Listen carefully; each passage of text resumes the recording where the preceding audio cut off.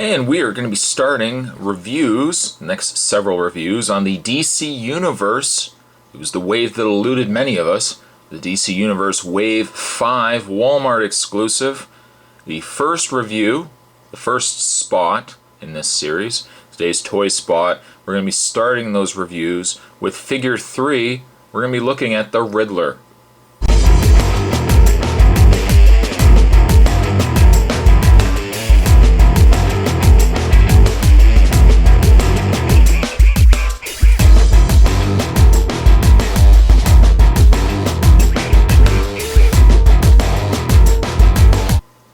Of all the 5 figures, I think everybody had a different figure they really wanted to get. Could be Black Lightning, could be the Eradicator. I know I wanted the Eradicator. I mean, it could have been a Mazo. I think the one I really wanted to get, and it's fitting that I'm starting the reviews with this guy. I think the one I really wanted to get was actually Riddler. I won't touch too much on the package. Certainly knows you've seen the package several times. I don't want to ramble too much in these videos. On the back, as mentioned, the other figures in this wave, we've got the Riddler, we've got the Eradicator, we've got Black Lightning, a Mazo, and finally the Atom. Of course, collect all 5 figures. A very small wave. Collect all 5 figures, build the very impressive Metallo. The read-up biography says Edward Nygma turned his love of puzzles into a career by running a crooked carnival puzzle game.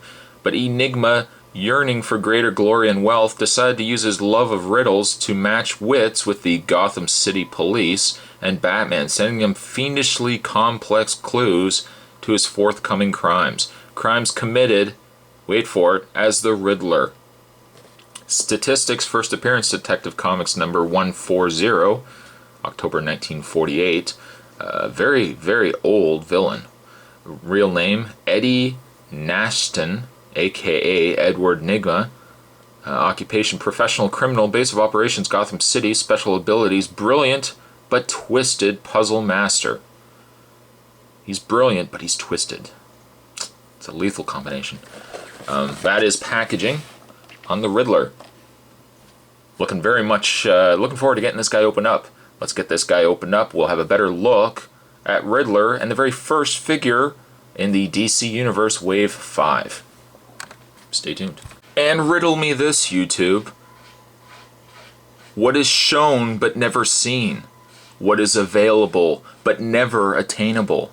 The answer? A blasted Walmart exclusive. I don't know.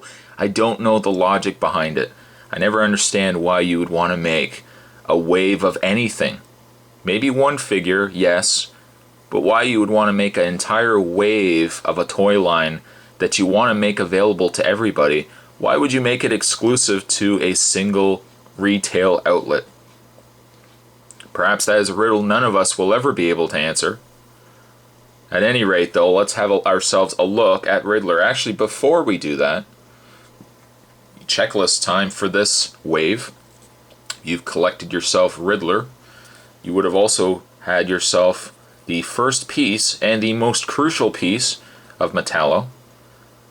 And that piece being the upper torso, as well as the lower stem, if you want to call it a stem. He's not really doing much right now, but the lower stem, the upper half of Metallo. Very nicely detailed. Granted, I'll get into this more as I actually put the figure together. The one thing that actually this piece has, and I'll say this right now and I'll get it out of the way before, just in case I forget about it. Sometimes I do forget about it when I actually get these guys built together, but the one thing that the torso of Metallo does have, there you go, is the kryptonite heart of Metallo. One thing I like about this is the fact that they've actually put additional paint around the rim, I guess, of the opening to his heart. It does kind of make it look like it is glowing. I think that's really neat. So we'll just put that back on. And what you have is the upper torso of Metallo. So we'll move that out of the way, and we'll have ourselves a look at Riddler. Riddler, of course, uses the same body mold aside, of course, from the head. The same body mold as the DC Superheroes Clark Kent, which was available in a 2-pack with the original Superman. Also was used with the Two-Face.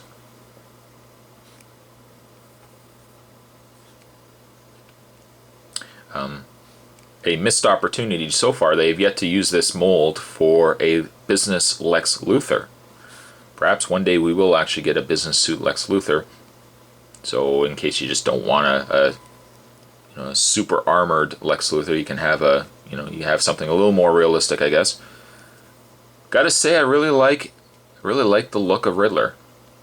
He's got a very unique design to him. He's kind of got that Bob Hope look to him. Kind of looks like Bob Hope.